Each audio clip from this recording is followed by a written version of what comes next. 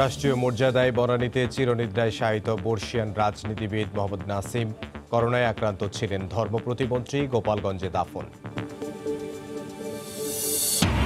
করোনায় দেশে আরও ৩২ জনের মৃত্যু বেড়ে দাঁড়ালো ১১৭১। নতুন শনাক্ত ৩১৪১ জন। বেশি আক্রান্ত এলাকা লকডাউনের প্রজ্ঞাপন আজই।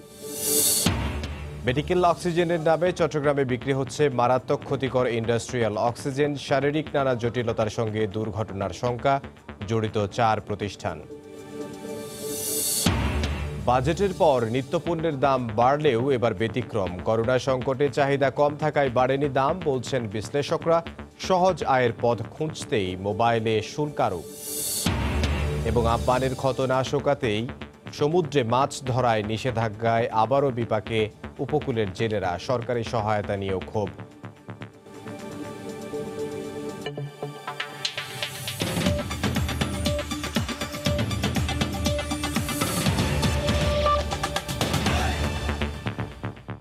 বাংলার সময়ের সঙ্গে আছে আমি ইমদাদুল হক। রাষ্ট্রীয় মর্যাদায় গোপালগঞ্জে পারিবারিক কবরস্থানে শায়িত হলেন ধর্ম প্রতিমন্ত্রী advocate Sheikh Mohammad Abdullah. Corona positive হওয়ায় স্বাস্থ্যবিধি নিশ্চিত করেই জানাজায় অংশ নেন স্থানীয় রাজনৈতিক নেতা ও সাধারণ মানুষ। এদিকে তার মৃত্যুতে শোকের ছায়া নেমেছে স্বজন, সহকর্মী ও রাজনৈতিক অঙ্গনে। যে গোপালগঞ্জে তার জন্ম, বেড়ে ওঠা রাজনৈতিক ব্যক্তি, সেখানেই কফিনবন্দি ফিরে এলেন সবার প্রিয় নেতা। ধর্ম প্রতিমন্ত্রী শেখ মোহাম্মদ আবদুল্লাহর মরদেহ গোপালগঞ্জ কেকানিয়া গ্রামে পৌঁছালে দেয়া হয় রাষ্ট্রীয় সম্মান, গার্ড অফ অনার। রাষ্ট্রীয় সম্মাননা জানানোর পরপরই তার কফিনে শ্রদ্ধা নিবেদন করে স্থানীয় আওয়ামী লীগ সহ সর্বস্তরের জনতা। দীর্ঘদিনের সহযোদ্ধাকে এক নজর দেখতে আসেন রাজনৈতিক কর্মীরা। বাদ আসর কেকানিয়া মাদ্রাসা মাঠে অনুষ্ঠিত হয় নামাজে জানাজা। করোনা পরিস্থিতিতে স্বাস্থ্যবিধি মেনে অংশ নেন কয়েকশো মানুষ। তারা ধর্ম প্রতিমন্ত্রীর আত্মার মাগফিরাত কামনায় মহান আল্লাহর দরবারে দোয়া ও মোনাজাত করেন। এরপর দাফন করা হয় পারিবারিক কবরস্থানে। দীর্ঘদিন জেলা আওয়ামী লীগের সাধারণ সম্পাদক ও কেন্দ্রীয় আওয়ামী লীগের ধর্ম বিষয়ক সম্পাদকের দায়িত্ব পালন করা শেখ মোহাম্মদ আবদুল্লাহর মৃত্যুতে শোকের ছায়া নেমে এসেছে স্বজন, সহকর্মী ও রাজনৈতিক অঙ্গনে। শেখ আবদুল্লাহ ধর্ম প্রতিমন্ত্রীর দায়িত্ব পান ২০০৯ সালের জানুয়ারি মাসে। এরপর ঢেলে সাজান নিজ দপ্তর, কমিয়ে আনেন পুরো হজ ব্যবস্থাপনার নানা জটিলতা। নিবেদিত, নিঃশর্ত এবং একনিষ্ঠ বঙ্গবন্ধুর আদর্শের কর্মী, মাননীয় প্রধানমন্ত্রীর একজন অনুগত ভক্তকে আমরা হারাইছি। গোপালগঞ্জ জেলা আওয়ামী লীগকে দীর্ঘদিন নেতৃত্বে সুসংগঠিত করে রাখছে। ধর্ম মন্ত্রণালয়ের দায়িত্বে নিয়ে এই মানুষটি শুধু যে হজ ব্যবস্থাপনার কাজ করেছেন তা নয়, তিনি এদেশের ধর্মপ্রাণ মানুষের হৃদয়ের স্পন্দন বুঝতে পারতেন। তিনি এদেশের সমগ্র আলেম ওলামাদের সাথে ওনার একটা গভীর আত্মার সম্পর্ক ছিল। গতকাল শনিবার হঠাৎ অসুস্থতা দেখা দিলে শেখ মোহাম্মদ আবদুল্লাহকে নিয়ে যাওয়া হয় রাজধানীর সম্মিলিত সামরিক হাসপাতালে। সেখানে রাত ১১:৩০টার দিকে মারা যান তিনি। রোববার অ্যাম্বুলেন্স যোগে গোপালগঞ্জ নেওয়া হয় ধর্ম প্রতিমন্ত্রী অ্যাডভোকেট শেখ মোহাম্মদ আবদুল্লাহর মরদেহ। সময় সংবাদ, গোপালগঞ্জ। এদিকে বনানীতে মা বাবার কবরের পাশে শায়িত হলেন বর্ষিয়ান রাজনীতিবিদ ও সাবেক স্বাস্থ্যমন্ত্রী মোহাম্মদ নাসিম। সকালে দুদফা জানাজা শেষে রাষ্ট্রীয় মর্যাদায় তার দাফন সম্পন্ন হয়। তার কফিনে রাষ্ট্রপতি ও প্রধানমন্ত্রীর পক্ষ থেকে শ্রদ্ধা নিবেদন করা হয়। জানাজায় অংশ নিয়ে তার দীর্ঘদিনের রাজনৈতিক সহযোদ্ধারা বলেন, অদম্য এ আওয়ামী লীগ নেতার প্রস্থানে রাজনীতির মাঠে এক অপূরণীয় শূন্যতার সৃষ্টি হয়েছে।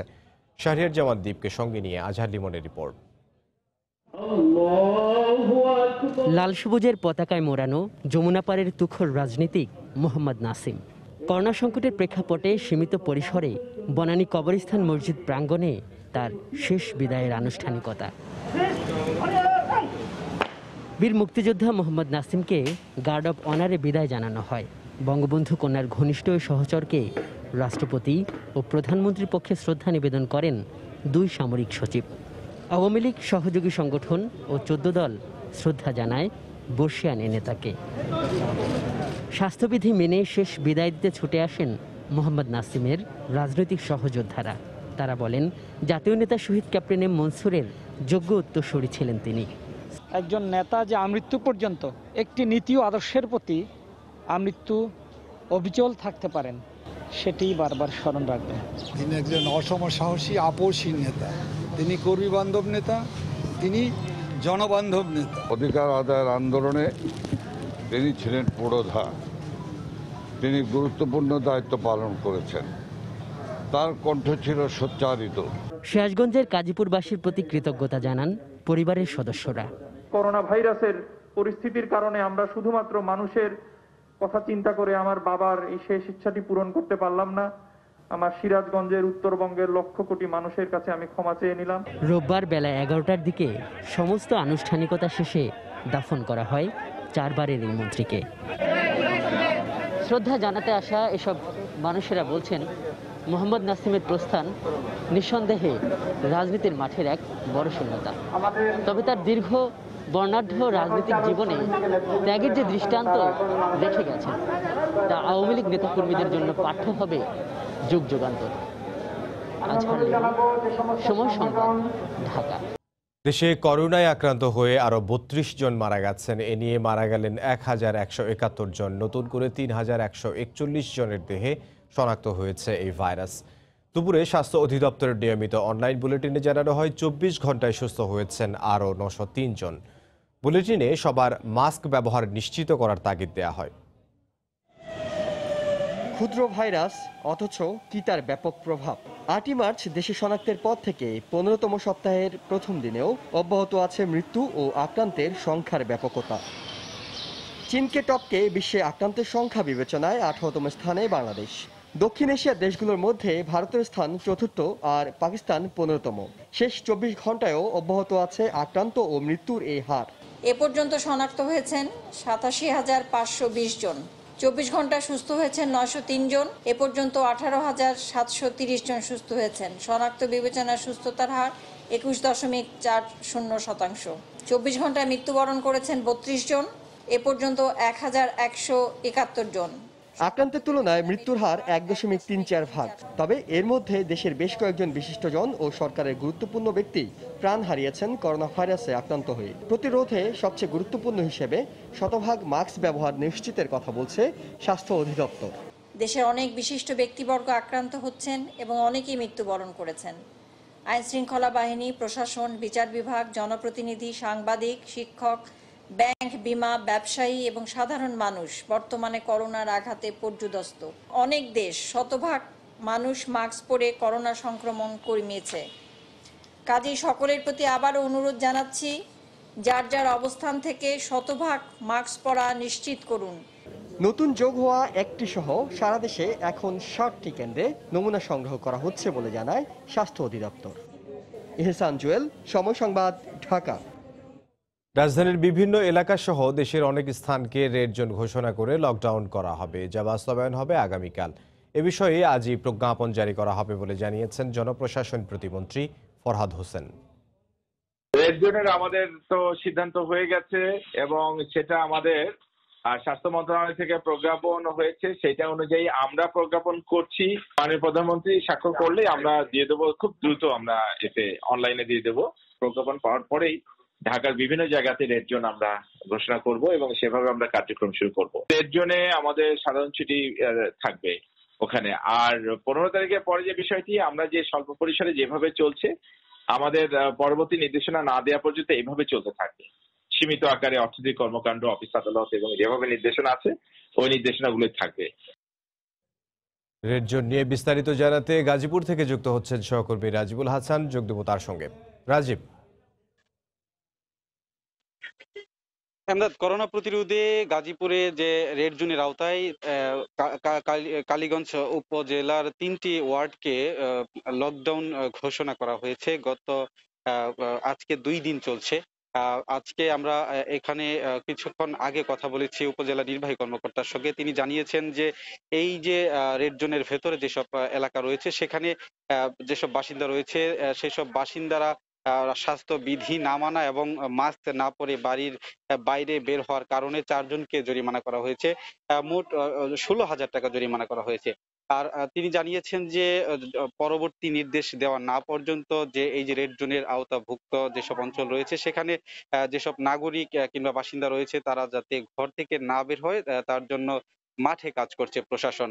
এই অবস্থায় এই অঞ্চলের ৩টি স্থানে চেকপোস্ট বসিয়ে পুলিশ কাজ করে যাচ্ছে। তারা কোনো মানুষ যাতে এই ভেতর থেকে বের হয়ে বাইরে যেতে না পারে কিংবা বাইরের কোনো মানুষ যাতে ভেতরে প্রবেশ করতে না পারে তার জন্য মাঠে কাজ করছে। আমি যদি বলি যে এই অঞ্চলটিতে গত ১৪ দিনে ১৯ জন করোনা ভাইরাসে আক্রান্ত হয়েছে এবং কালীগঞ্জ উপজেলায় ২ জন করোনা ভাইরাসে নিহত হয়েছে। আর এই অবস্থায় জেলা প্রশাসকের কাছে জানতে চেয়েছিলাম যে গাজীপুর যেহেতু করোনা কালীন সময়ে মধ্য অবস্থায় হটস্পট হিসেবে ঘোষণা করা হচ্ছিল আইইডিসিআর থেকে, তাহলে কেন সিটি কর্পোরেশন কিংবা সদর যেহেতু অধিক ঝুঁকিপূর্ণ, আমরা যে দেখেছি যে আক্রান্তের সংখ্যাও বেশি, সেখানে কেন লকডাউন ঘোষণা না করে কালীগঞ্জ উপজেলায় করা হলো? সেই বিষয়ে জেলা প্রশাসক আমাদেরকে নিশ্চিত করেছে যে সিটি কর্পোরেশন এবং সদরে তাদের ম্যাপিং এর কাজ চলছে যে কোন কোন অঞ্চলে বেশি আক্রান্ত রয়েছে। পরবর্তীতে এই সিটি কর্পোরেশন এবং সদরে লকডাউন কিংবা জোন ভিত্তিক যে ব্যবস্থা সেটা আসতে পারে বলেও তিনি আমাদেরকে ইঙ্গিত করেছেন। তো আমার কাছে যদি বলি আমরা গাজীপুর থেকে এই ছিল আমার কাছে সর্বশেষ। গাজীপুর থেকে সহকর্মী রাজিবুল হাসান, তিনি জানাচ্ছিলেন রেড জোনে লকডাউনের বিষয়ে সবশেষ খবর। চট্টগ্রামের শিল্প কারখানায় লোহা কাটা সহ ভারী কাজে ব্যবহৃত ইন্ডাস্ট্রিয়াল অক্সিজেনকে মেডিকেল অক্সিজেন হিসেবে বাজারজাত করা হচ্ছে বলে চাঞ্চল্যকর তথ্য পাওয়া গেছে। একদিকে ইন্ডাস্ট্রিয়াল অক্সিজেন শরীরের জন্য মারাত্মক ক্ষতিকর, অন্যদিকে এর সিলিন্ডার বিস্ফোরণে ভয়াবহ দুর্ঘটনার আশঙ্কা রয়েছে। এ অবস্থায় এই কাজের সঙ্গে জড়িত 4টি প্রতিষ্ঠানকে চিহ্নিত করেছেন ভ্রাম্যমাণ আদালত। শেখাউদ্দিপুর ক্যামেরায় বিস্তারিত জানাচ্ছেন কমল দেব। করোনা ভাইরাস আক্রান্ত রোগীদের শ্বাসকষ্ট নিবারণে সবচেয়ে বেশি প্রয়োজন অক্সিজেনের। মূলত রক্তে অক্সিজেনের মাত্রা বজায় রাখতে কৃত্রিম অক্সিজেন সরবরাহ করা হয়, আর এই অক্সিজেন হয় একেবারে মানবদেহের উপযোগী। এতে অন্য কোনো উপকরণের সংমিশ্রণ ভয়াবহ বিপর্যয় ডেকে আনবে। শ্বাসকষ্টের পাশাপাশি করোনা রোগীদের জন্য এখন মহামূল্যবান অক্সিজেন সিলিন্ডার, কিন্তু চাহিদা অনুযায়ী সেই সিলিন্ডার পাওয়া যাচ্ছে না। আর এর ফলে শুরু হয়েছে অক্সিজেন সিলিন্ডার নিয়ে নানা কারসাজি। অভিযোগ উঠেছে ইন্ডাস্ট্রিয়াল অক্সিজেন সিলিন্ডারকে রূপ দেওয়া হচ্ছে মেডিকেল সিলিন্ডারে।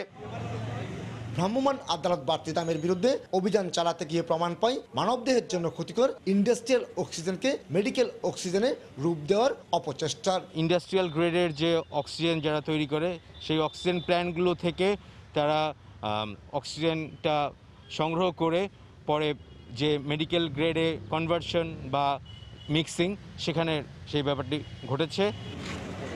চিকিৎসকদের মতে মেডিকেল অক্সিজেনের পরিবর্তে মুমূর্ষু রোগীদের ইন্ডাস্ট্রিয়াল অক্সিজেন দেওয়া হলে তা মৃত্যুর কারণ হয়ে দাঁড়াবে।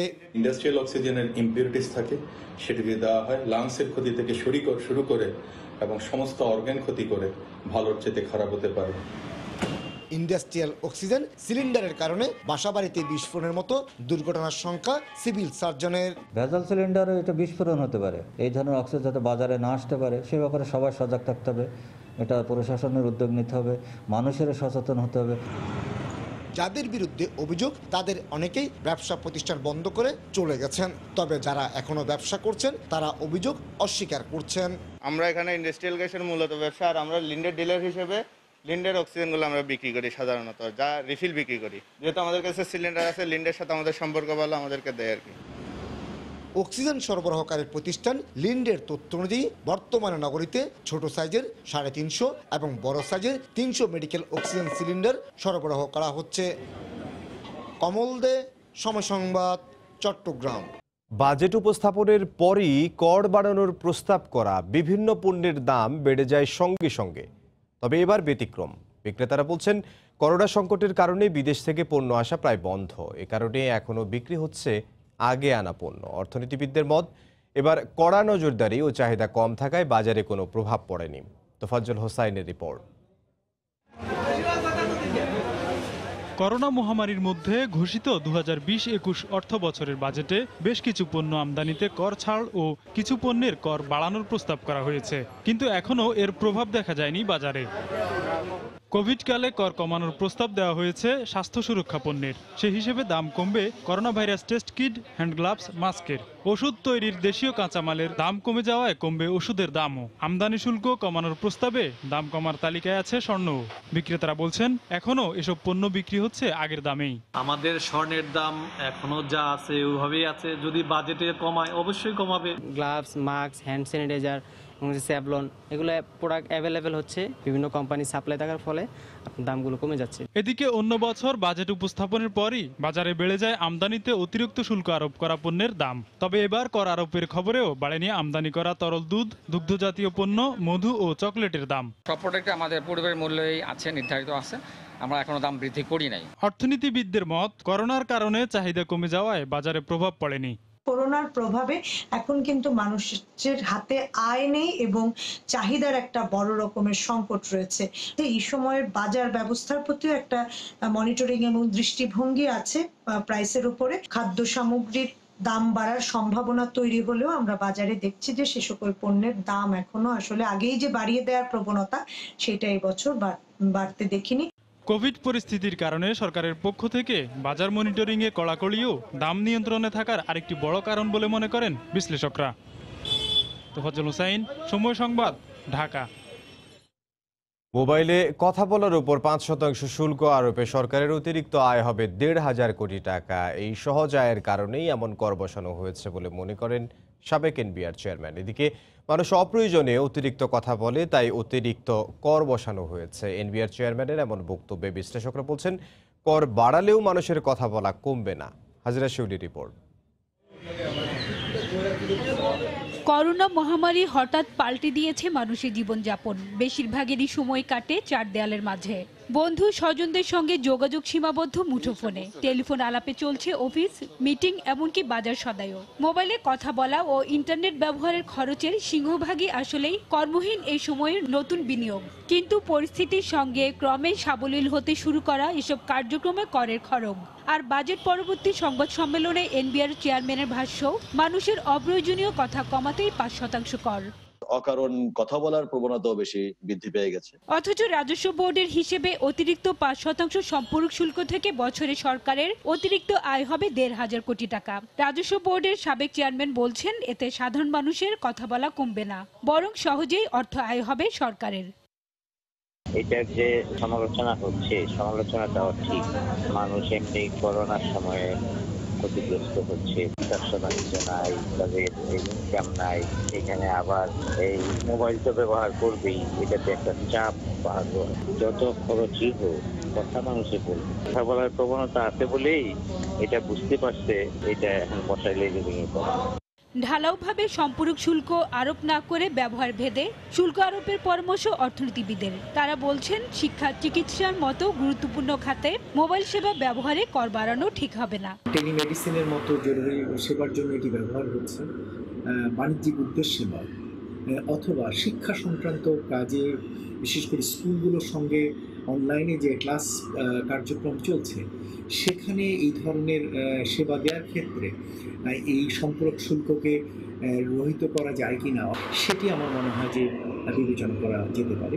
করোনাকালে কর বাড়ালে নিম্ন আয়ের মানুষের ওপর বাড়তি চাপ হবে বলেও মনে করেন তারা। হাজিরা শিউলি, সময় সংবাদ, ঢাকা। বাংলার সময় আরও থাকছে। করোনা মহামারীর মধ্যেই বন্ধ হয়ে যাচ্ছে বেশিরভাগ সূর্যের হাসি ক্লিনিক। চাকরি হারাচ্ছেন 2,000 কর্মী, পরিবার নিয়ে বিপাকে।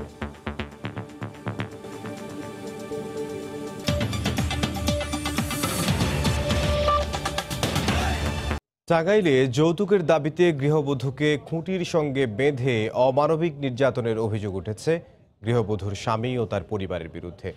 গৃহবধূ অসুস্থ অবস্থায় টাঙ্গাইল জেনারেল হাসপাতালে চিকিৎসাধীন রয়েছেন। 6 জনের নামে নারী নির্যাতন আইনে মামলা হলেও কাউকে গ্রেফতার করতে পারেনি পুলিশ। টাঙ্গাইল থেকে কাদির তালুকদারের তথ্য, রাশেদ খানের ছবি নিয়ে রিপোর্ট। যৌতুকের টাকা পরিশোধের জন্য মাত্র 6 মাস আগে বিক্রি করে দেয় 1.5 মাসের দুধের শিশুকে, তবুও মেলেনি মুক্তি। এবার হাত পা বেঁধে গৃহবধূকে নির্যাতনের অভিযোগ ওঠে স্বামী ও শ্বশুর বাড়ির লোকজনের বিরুদ্ধে। আমার মায়ের টাকা দিছে, 2 বার করে টাকা দিছে। টাকা দেওয়ার পরে তাও খালি টাকা নিতে কইব, টাকা নেই না দেখে তাই আমার আবার অত্যাচার করে। আমার বিচার চাই, আমি বিচার ছাড়া আমি কিছু চাই না। স্থানীয়রা বাধা দিলেও কর্ণপাত করেনি কেউ। খবর পেয়ে নির্যাতিত গৃহবধূকে উদ্ধার করে টাঙ্গাইল জেনারেল হাসপাতালে ভর্তি করে ইউনিয়ন পরিষদের চেয়ারম্যান। দৃষ্টান্তমূলক শাস্তির দাবি জানিয়েছেন এলাকাবাসী।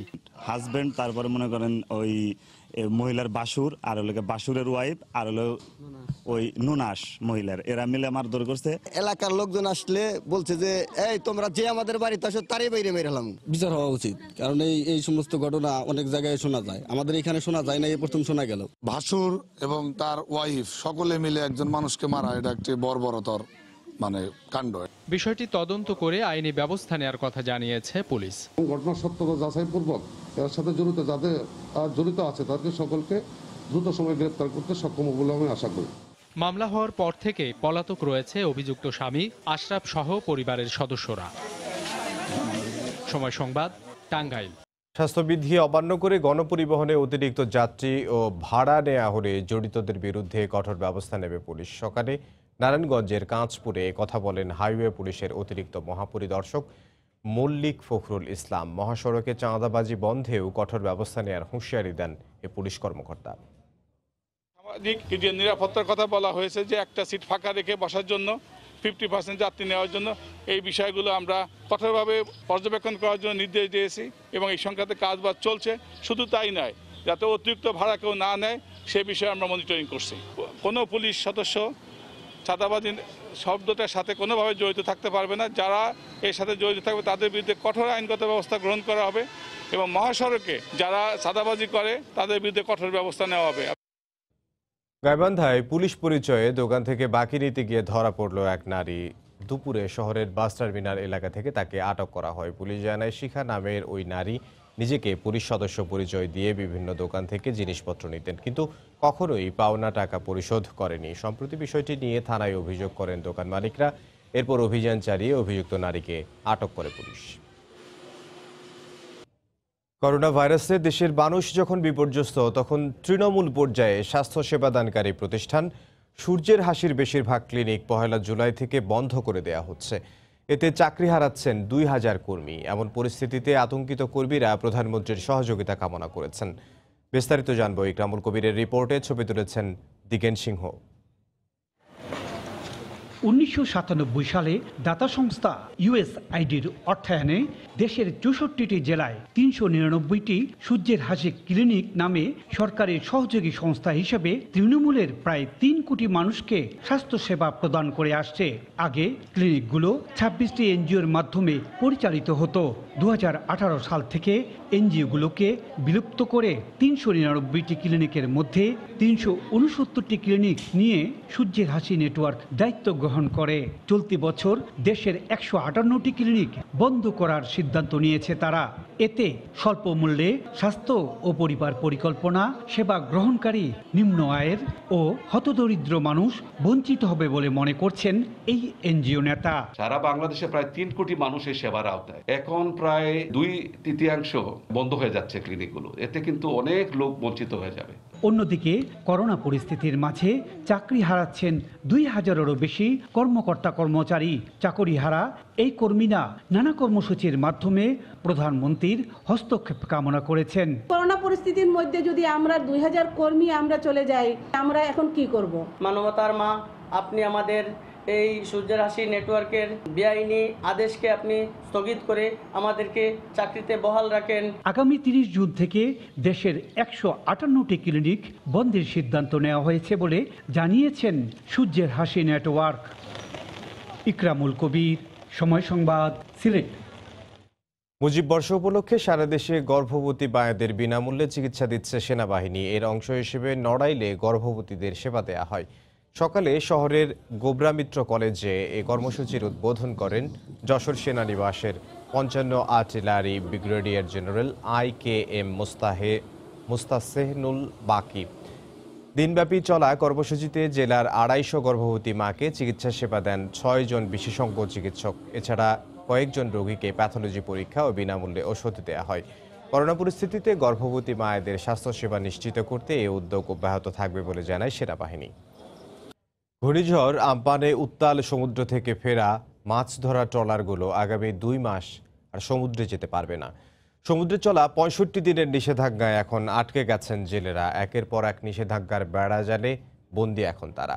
ক্ষোভ রয়েছে নিষেধাজ্ঞার সময় সরকারি সহায়তা নিয়েও। তবে জেলেদের তালিকা হালনাগাদ করে সরকারি সহায়তা নিশ্চিত করার আশ্বাস দিয়েছেন জেলা প্রশাসক। বরগুনা থেকে বিস্তারিত জানাচ্ছেন এম এ আজিম, ক্যামেরায় ছিলেন রিপন মালি। বরগুনার পাথরঘাটা সহ সমুদ্র উপকূলের ছোট নদী ও খালে এখন শত শত সমুদ্রগামী মাছ ধরা ট্রলার নোঙর করে আছে, যা ঘূর্ণিঝড় আম্পানে উত্তাল সমুদ্র থেকে নিরাপদ আশ্রয় নিতে উপকূলে আসে। তবে ঘূর্ণিঝড় শেষ হলেও এখন সমুদ্রে চলা ৬৫ দিনের অবরোধে আটকে পড়েছে তারা। লোকসান নিয়ে ফেরা এখন কর্মহীন হাজার হাজার জেলে। অবরোধ আরো 2 দিন থাকা যাইতে মাছটা ধরতে পারতাম যদি বন্যাটা না হইতে। 11 মাসই যায় গেলে অবরোধ ধরতে 1 মাস ঠায় হাতে, এই 1 মাস যায় আবার আমার গেছে একটা রিপ দিতে হবে, নাও দিতে পারি। নিষেধাজ্ঞার সময় সরকারি সহায়তা না পাওয়া ও ফাঁকা সমুদ্রে ভারতীয় জেলেদের মাছ শিকারের অভিযোগ উপকূলের জেলেদের। ভারতীয়রা সব মাছ ধরিলেই গেলে এখন আমরা আবার তো গাড়ি বই দিলাম মাছ, অথচ সাগরে মাছ চলে যেতেছে, ওরা ধরে নিতেছে। তা আমাদের লাভটা কোথায়? চাল তো ঠিক মতো পাইনি, এখন 5 বছরের মধ্যে চাল পাইছি মাত্র 1 মাস।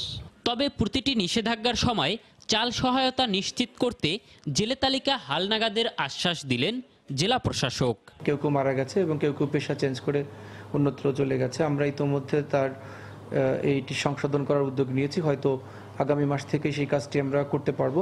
জেলায় লক্ষাধিক জেলে থাকলেও ৪৫,০০০ জেলে নিবন্ধিত।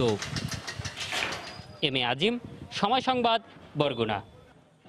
রাঙ্গামাটির দুর্গম পাহাড়ি এলাকায় উৎপাদিত আনারস সংগ্রহ করে সদস্যদের রেশন হিসেবে দেওয়ার ব্যবস্থা করেছে সেনাবাহিনী। সেনা কর্মকর্তারা জানান, রেশনে ফল দেওয়ার নিয়ম থাকায় এই মৌসুমে আনারস দেওয়ার সিদ্ধান্ত নেওয়া হয়েছে। এ কারণে রাঙ্গামাটির নানিয়ারচর এলাকার দুর্গম পাহাড় থেকে সংগ্রহ করা হচ্ছে আনারস। এতে ন্যায্য মূল্য পাচ্ছেন প্রান্তিক কৃষকরা। যোগাযোগ ব্যবস্থা উন্নত না থাকায় দুর্গম ওই পাহাড়ি এলাকার উৎপাদিত আনারস বাজারে আনার আগেই নষ্ট হতো। সেনাবাহিনীর এই উদ্যোগের ফলে খুশি চাষিরা। বাংলার সময়ের শীর্ষ সংবাদ জানিয়ে দিচ্ছে আরেকবার।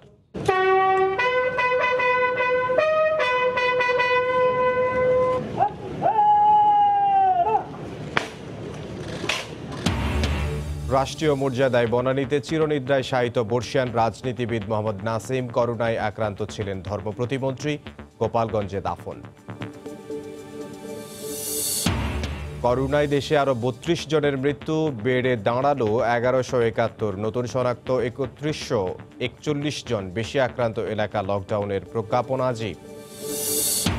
মেডিকেল অক্সিজেনের নামে চট্টগ্রামে বিক্রি হচ্ছে মারাত্মক ক্ষতিকর ইন্ডাস্ট্রিয়াল অক্সিজেন। শারীরিক নানা জটিলতার সঙ্গে দুর্ঘটনার শঙ্কা, জড়িত 4 প্রতিষ্ঠান। বাজেটের পর নিত্যপণ্যের দাম বাড়লেও এবার ব্যতিক্রম। করোনা সংকটে চাহিদা কম থাকায় বাড়েনি দাম বলছেন বিশ্লেষকরা। সহজ আয়ের পথ খুঁজতেই মোবাইলে শুল্ক আরোপ। এবং আমপানের ক্ষত না শুকাতেই সমুদ্রে মাছ ধরার নিষেধাজ্ঞায় আবারও বিপাকে উপকূলের জেলেরা। সরকারি সহায়তা নিয়েও ক্ষোভ। এই ছিল বাংলার সময়। যে কোনো খবর পেতে ভিজিট করুন সময়নিউজ.tv। আপনার মোবাইলে সময় সংবাদ দেখতে ও সব খবর পেতে ডাউনলোড করুন সময় অ্যাপ আর সঙ্গে থাকুন সময়।